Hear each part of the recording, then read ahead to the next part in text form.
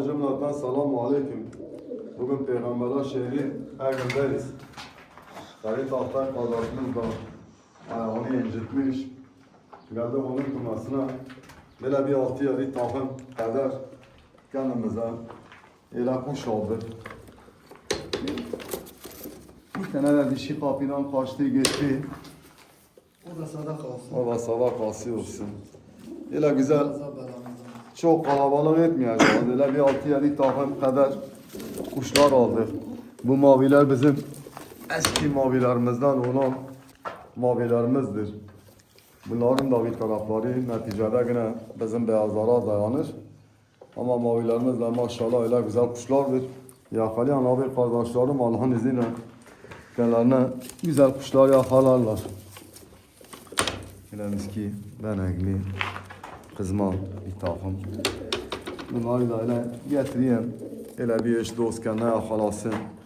Bunları uçursunlar. Eski kuşlarımızdır. Bu eski olan kuşlarımız Allah var. Güzel kuşlardır. Dişi beyaz. Zaten öyle bir 2, 4, 6, 8 tane beyazdır.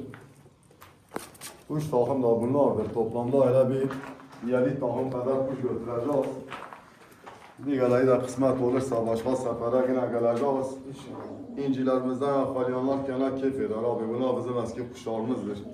Havalar sıcak olduğu için ile az ve öz olan kuşlarımızdan ile seçtik. Allah razı olsun. Ferit kardeşimiz de ile öncelikle bize ile destek verdi.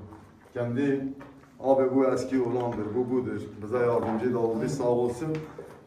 Ve yine yakalayan abi kardeşlerim binarını görsünler. Havalar ısındı. Mezatlarımıza biraz öyle ara vereceğiz. Herkesin bilgisini alan abi kardeşlerim kendine son eği kuşları yakalasınlar. Selametle kalın. Allah'a emanet olun.